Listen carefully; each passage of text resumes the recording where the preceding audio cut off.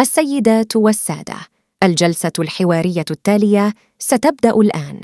يشارك في الجلسة السيد جورج وولفرت من شركة سناب، والسيد جون دابيل من شركة HTC Vive، وتديرها السيدة لينا حسب الله من شبكة CNN الاقتصادية. Ladies and gentlemen, now a panel session featuring Georg Wolfart from Snap Incorporated and John Dabill from HTC Vive, moderated by Lenah Hassaballah from CNN Business.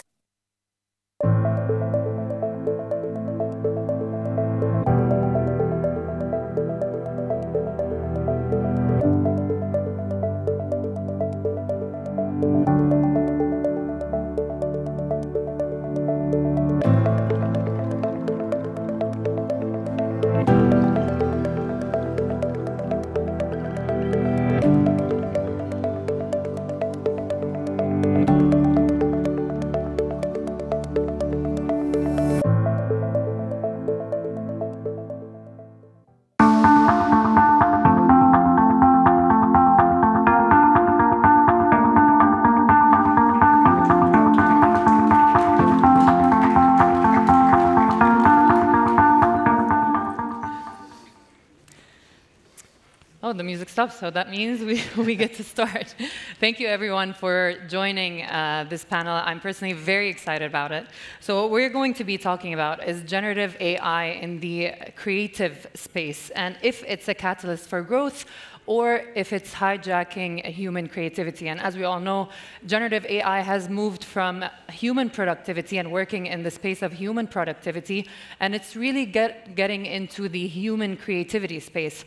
And this has, generated a lot of excitement, but it also has generated a lot of fears, because a lot of creators are fearing that this technology might take over their space, their jobs. And so we're going to be really diving into that, and we're going to be talking to our esteemed panelists here about how generative AI can be leveraged in the creative space by social platforms and by big technology companies to really give creators the chance to use it in a way that can really help their human creative ideas. But before we dive into the panel, I just wanted to do a little survey so we can really jump into our topic on a high note. Just with a show of hands from our audience here, who here would pay more or give more value to a creative piece such as like a movie or a photo or a video generated by AI versus a human? Show of hands. All right, we got two.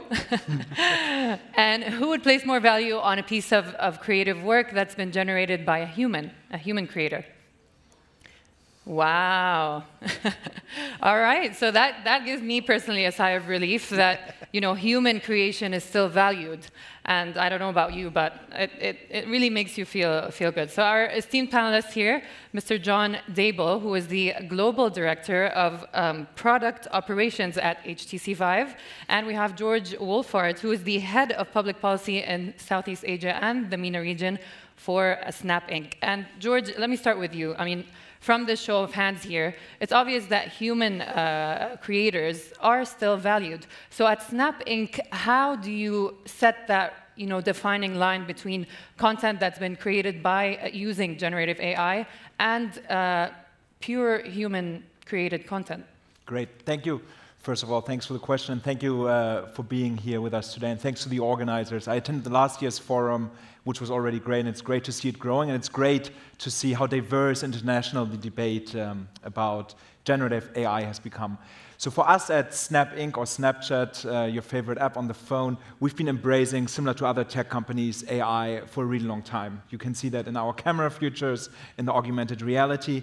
But most recently, we launched a feature that is called My AI. So if you go to your Snapchat app on the top, you will see this little bot that's called My AI that allows users basically to interact with a generative AI solution. And I think what we've seen since we launched it, first of all, pickup was massively, so there was a huge interest from our users. I think we had around 150 million users using it since the sign-up, and billion of messages being exchanged on My AI.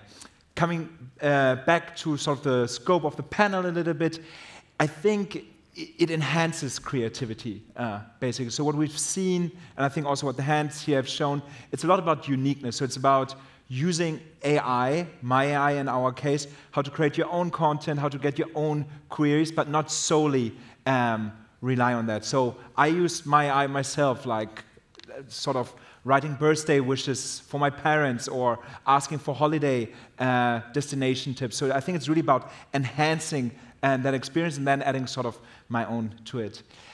I'm looking obviously after policy, so I think a huge area of concern but opportunity has basically figuring out the right regulatory approach towards AI. Because I feel like this one-size-fits-it-all approach on like, okay, we regulate AI, we go full ahead, while it's still in the early days, is probably not the right one. So we are very excited to have forums like these, have these conversations with government and civil society and private sector to basically figure out the right approach towards Thanks, George. regulating And AI. we're really going to dive into regulation in a little bit, but I wanted to, since you've mentioned my AI at Snap, and it's a very well-known feature, John, I wanted to ask at HTC Vive, how is generative AI used in your products? Yeah, so firstly, thank you again for the invite. It's a pleasure to be here at the forum. So at Vive, we work with XR, extended realities, and that's always been a technology that really enables people to have almost work in any environment that they can come up with their imagination, be that from gaming through arts and culture, right through to education and business. And to give a very recent example in the arts and cultural space, last week the Musée d'Orsay in Paris launched a combined art and culture exhibition, their Van Gogh exhibition, which is sort of combining that traditional museum art experience with virtual reality to put people in those environments where the painter was working at the time, and with AI so that users can actually interact and have a discussion with Van Gogh. So it's sort of combining those technologies. I was reading the most common question to Van Gogh in AI seems to be, why did he cut his ear off? And the answer is he didn't cut his whole ear off. So it seems not only being a world's great painter, but also somewhat of a pedant as well. Yeah. So it's areas like that in arts and culture. And in business, we're integrating large language models into our Viveverse for Business solution. Mm. And that enables businesses to access information, get support on products, and so much more. So. George, let's go back to the regulation, which you sort of dived into a little bit. How do you see that regulation really, puts generative AI in this sort of safer scope for creatives and for consumers, like our audience here, who are consuming this creative content and really want to know that platforms are being transparent about it? So what sort of regulation, in your opinion, should be put down, especially for platforms like Snap, to really make that difference? So I'm from Germany originally, so I'm very straightforward with these with these things. So I think it should be risk-based and proportionate, basically. Coming back to what I said earlier of sort of having a very prescriptive regime on what companies or actors in the player should do, does probably not work. So it should be principle-based and risk-based. So what do we see with the EU AI Act, for example, that's a very good start on thinking about principle-based regulation, where the EU basically looks at applications that are high risk, that come then with certain obligations, and others that are not. The last piece I always say in that regard is always leave the what to the regulator, so what do we need to achieve, but the how we implement it, to the companies, because that allows to innovate and then basically achieve the same goal here. And do you think that this would put creatives in a sort of soft spot, let's say, that they need to kind of put their work in a small box of regulation? And do you support that at Snap?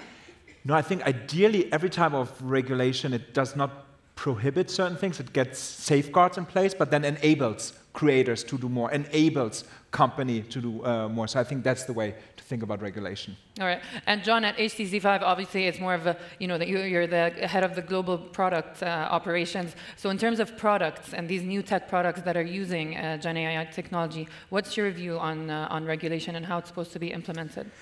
Yeah, I think as George says, there's a lot of sensible approaches happening, the EU Act, and taking this risk-based approach, and that's something that we support, where the regulators are saying there's certain areas where AI doesn't trust, higher risk areas such as employee onboarding, where there's more personal information involved, and that applies in our solutions as well, where we're working with customer data and lower risk areas.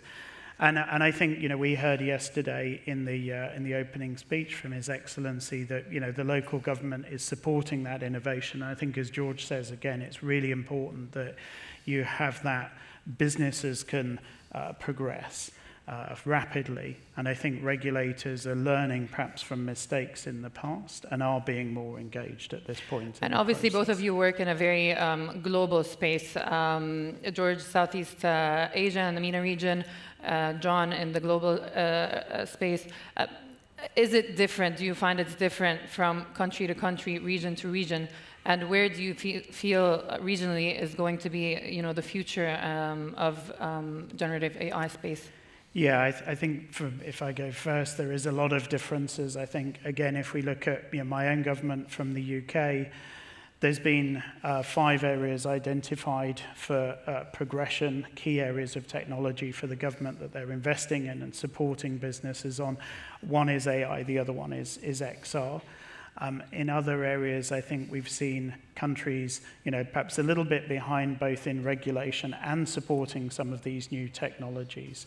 And we're trying to work with a number of those governments around the world and really progress these technologies forward. And George? Yeah, definitely there are a lot of differences, but I feel it's a rush. Like everyone is rushing now towards AI. It's a buzzword. Everyone is focusing on it.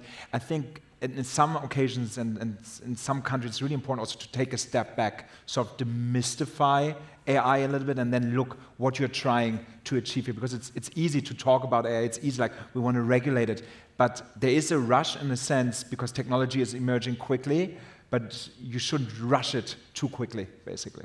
And I started introducing this panel by saying that there are some fears from creatives from this technology, but it seems like a lot of creatives are using it and making use of it to make more content and more interesting content. So you touched on this a little bit, George, at the beginning, but I want you to let us know the amount and scope of creatives that are using My AI, for example, and John, so that we can really understand, gauge the worry versus let's use it to make better content.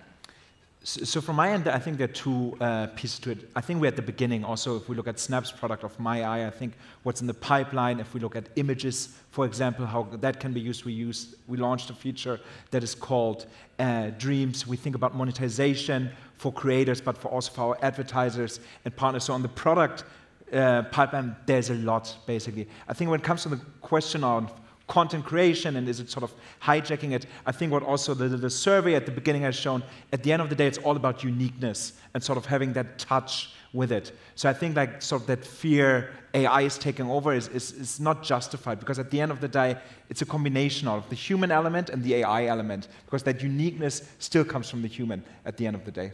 And John, the amount of consumers that have been using this feature at HTC Vive and in its products? Yeah, I mean, for us, AI is really helping speed up and democratize more the creation of some of these environments. If I give an example locally, we've launched last year our Viveverse product locally with Etisalat. And the original storyboard for that idea was placing this environment on the planet Mars with tiebacks to UAE and Dubai with skyscrapers and a cityscape scene. That was a design process that took weeks and months to go through with several people being involved. And I don't think that will change. As the survey showed here, in the room, even amongst an AI technology audience, there's still more trust and more value put in that human creation.